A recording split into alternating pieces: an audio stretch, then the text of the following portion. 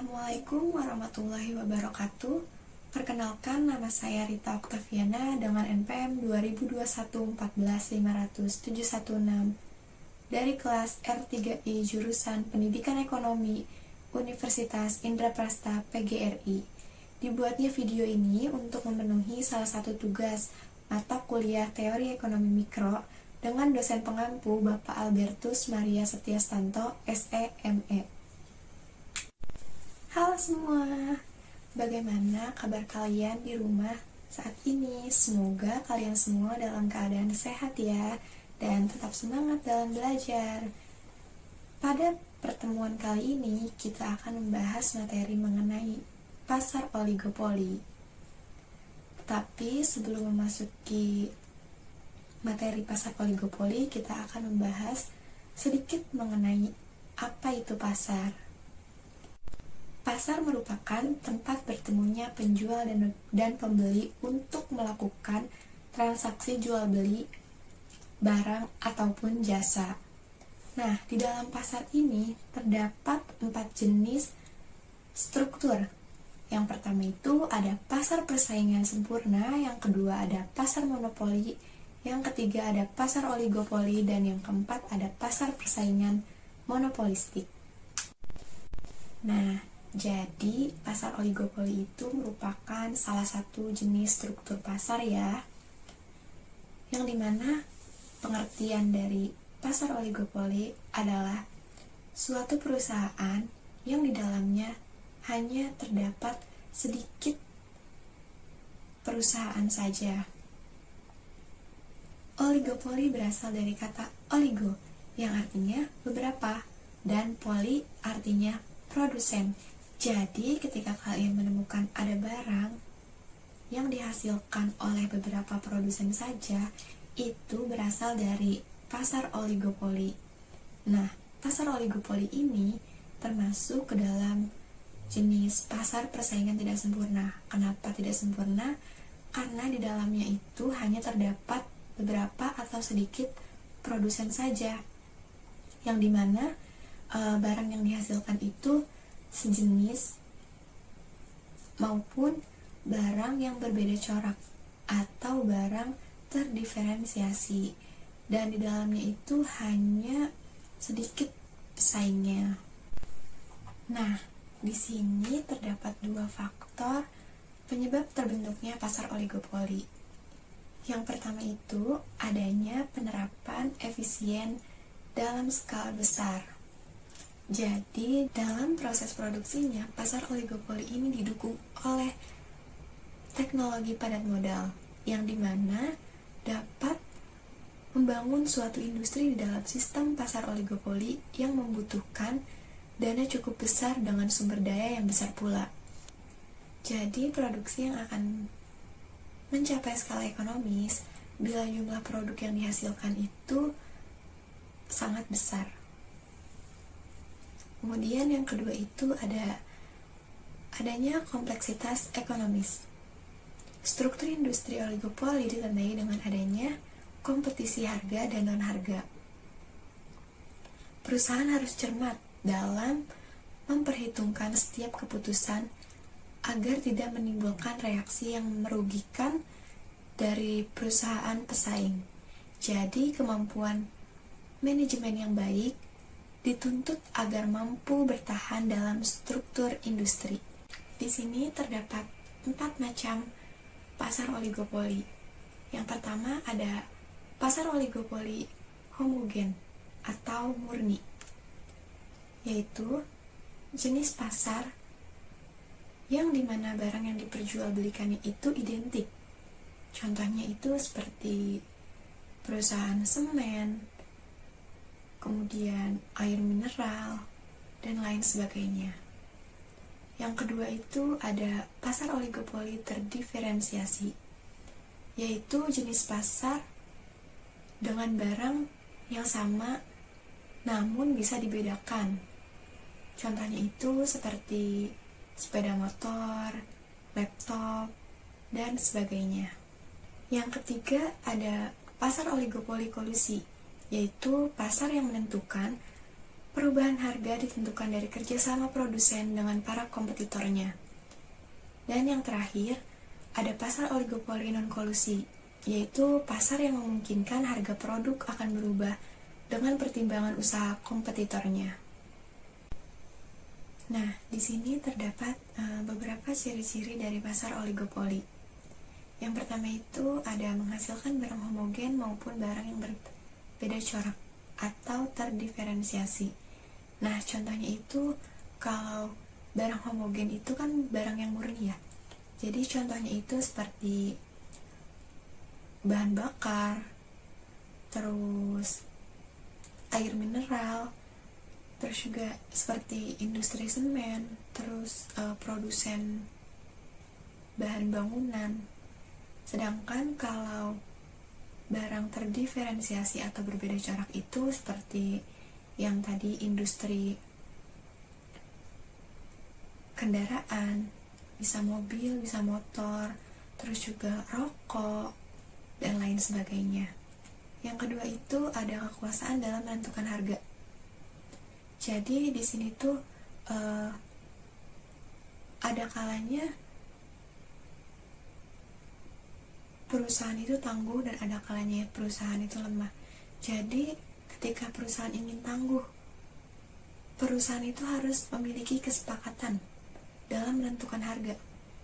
Tetapi jika tidak ada kesepakatan yang terjadi, maka perusahaan akan lemah dalam menentukan harga. Kemudian yang ketiga itu ada memerlukan promosi dan periklanan. Kenapa pasar oligopoli itu memerlukan promosi dan periklanan? Karena di dalamnya itu kan hanya terdapat sedikit perusahaan ya, atau beberapa perusahaan. Terus juga dalam perusahaan oligopoli ini juga barang yang dihasilkan itu identik ataupun berbeda corak. Jadi untuk menarik minat pembeli atau minat konsumen, perusahaan itu harus melakukan periklanan dan promosi. Kemudian ada jumlah penjual sangat sedikit, kurang dari 10 perusahaan. Nah itu dia. Jadi dalam pasar oligopoli ini hanya terdapat 2-10 perusahaan saja. Selanjutnya ada kontrol harga tetapi saling ketergantungan. Jadi semakin tinggi tingkat diferensiasi, semakin tidak tergantung pada perusahaan lain. Kemudian di sini ada dua model keseimbangan di pasar oligopoli. Yang pertama itu ada kind demand model. Bisa dilihat di sini itu terdapat P0 yang dimana awal mula harga pasar dan Q0 yang dimana awal mula jumlah permintaan. Kemudian di sini terdapat garis D1 dan garis D2 yang merupakan kurva permintaan yang dihadapi oleh perusahaan oligopoli. Jadi kalau garis D1 itu ketika ada perusahaan yang melakukan perubahan harga, perusahaan lain tidak akan mengikuti perubahan harga tersebut. Sedangkan garis D2 itu ketika ada perusahaan yang mengubah atau mengganti harganya, perusahaan lain akan mengikuti langkahnya, yaitu dengan mengubah harganya. Di sini kita bisa lihat efek jika terjadinya penurunan harga. Ketika harga turun dari P0 ke P1, maka permintaan akan bertambah dari Q0 menjadi QA.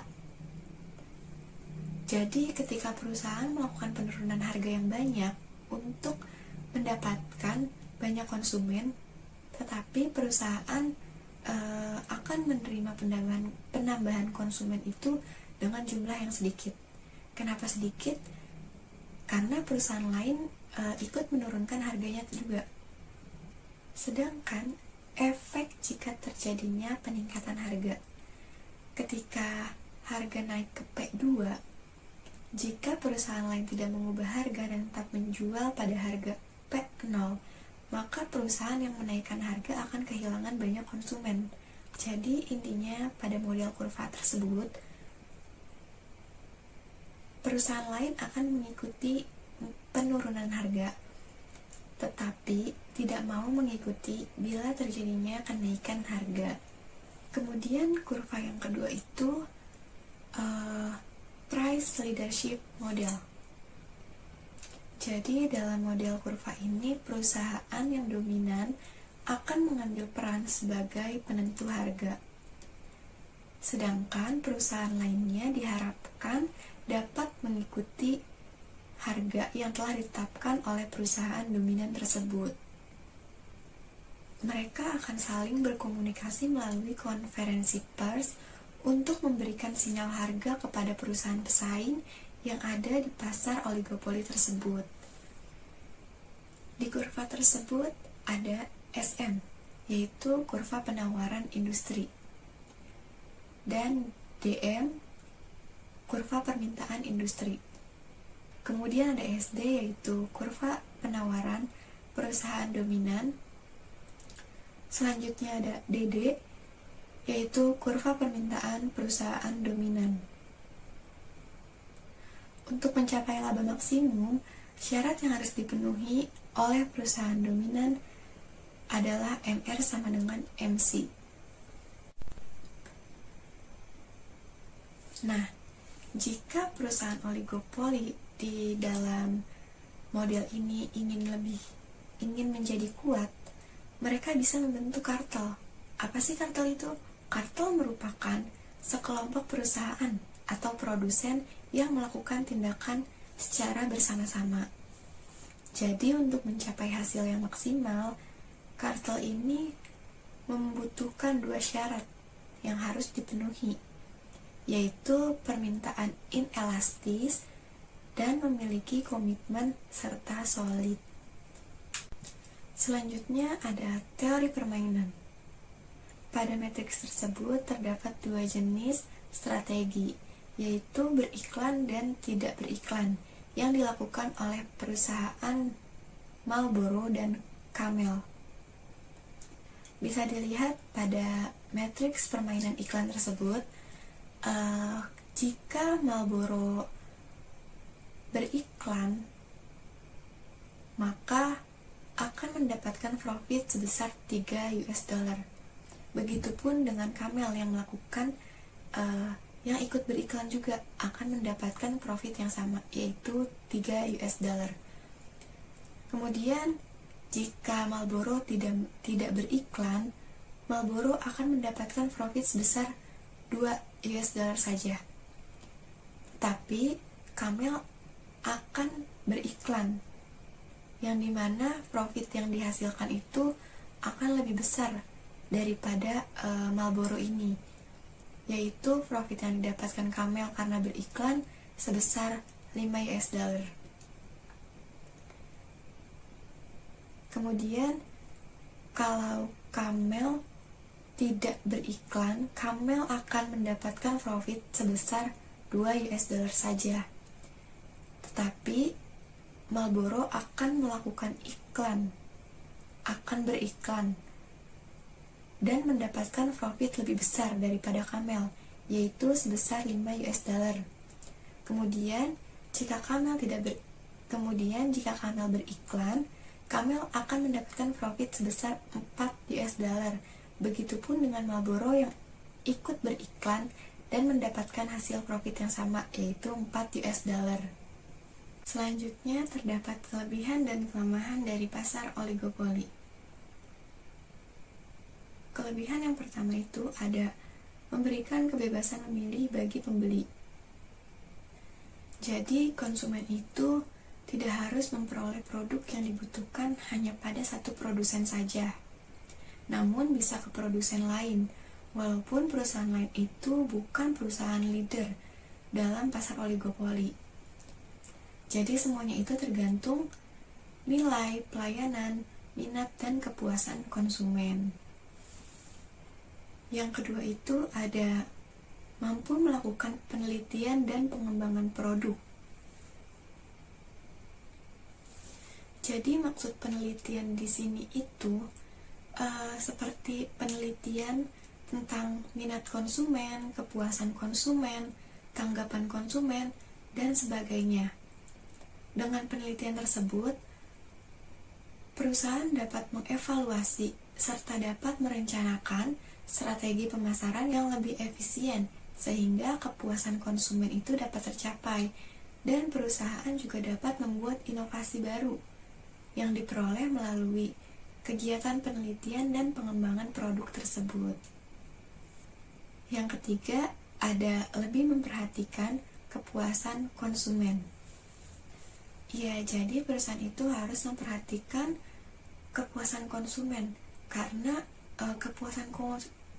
kepuasan konsumen itu merupakan kunci penting dalam keberhasilan pasar. Tingkat kepuasan yang maksimal itu akan berdampak positif bagi perusahaan, di mana para konsumen akan terus menggunakan produk yang dihasilkan oleh perusahaan dan akan lebih loyal kembali di masa yang akan datang dengan produk-produk perusahaan yang baru. Yang terakhir ada penerapan teknologi baru. Nah, adanya penerapan teknologi yang baik dalam perusahaan oligopoli akan memberikan diferensiasi produk yang lebih spesifik dan bernilai. Dengan begitu, produk yang dihasilkan akan lebih memiliki nilai tambah dan dapat lebih memberikan kepuasan konsumen. Selain itu, penerapan teknologi terbaru juga dapat memudahkan perusahaan untuk mengembangkan produknya agar lebih diminati para konsumen. Kemudian ada kelemahan dari pasar oligopoli. Yang pertama itu menciptakan ketimpangan distribusi pendapatan. Jadi, dalam pasar oligopoli ini sering terjadi ketimpangan distribusi pendapatan, di mana perusahaan yang besar yang sudah lama berdiri dan banyak sekali peminatnya lebih banyak mendistribusikan produk dagangannya yang mengakibatkan hasil pendapatan yang banyak pula. Sedangkan perusahaan yang kurang diminati pembeli otomatis akan mendistribusikan barang dagangannya dalam jumlah yang sedikit dan memperoleh pendapatan yang kecil. Yang kedua, ada harga yang terlalu tinggi bisa mendorong timbulnya inflasi. Maksudnya itu, fluktuasi harga faktor produksi akan berdampak pada harga produk yang dihasilkan dalam pasar tersebut. Perubahan harga yang ditentukan oleh perusahaan leader akan diikuti oleh perusahaan lain. Penetapan harga yang tinggi oleh perusahaan leader akan dengan cepat mengakibatkan inflasi karena harga tersebut diikuti perusahaan lain. Yang terakhir, bisa timbul pemborosan biaya produksi. Jadi, perusahaan yang bukan leader dalam pasar akan menerima resiko kurang efisien dalam biaya produksi, seperti biaya produksi yang besar, namun pemasukan tidak seimbang. Hal tersebut dikarenakan apabila ada 2 atau lebih perusahaan yang mempunyai satu produk kerjasama, akan menimbulkan sedikit penghasilan, namun biaya produksi yang sama. Akibatnya biaya produksi dan penghasilan perusahaan tersebut goyang dan bisa menyebabkan kurang efisien dalam biaya produk atau terjadinya pemborosan. Di sini terdapat beberapa contoh pasar oligopoli, yaitu ada Pertamina, Shell, dan Total, yang merupakan perusahaan bahan bakar.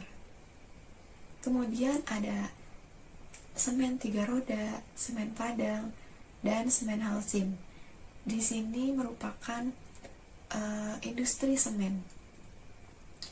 Dari contoh tersebut, kita ambil perusahaan Pertamina, Shell, dan Total. Ketiga perusahaan tersebut merupakan perusahaan besar bahan bakar dan contoh pasar oligopoli. Mereka menjual produk yang sama dan hanya sedikit produsen yang menjual produk bahan bakar seperti 3 perusahaan tersebut. Nah, mereka ini sifatnya saling menggantikan. Seperti ketika Pertamina mengalami kebangkrutan, maka posisi Pertamina akan digantikan oleh Shell dan Total. Harga produk yang dijual pun dipengaruhi oleh kebijakan pemerintah. Ketiga perusahaan tersebut bisa disebut pasar oligopoli itu karena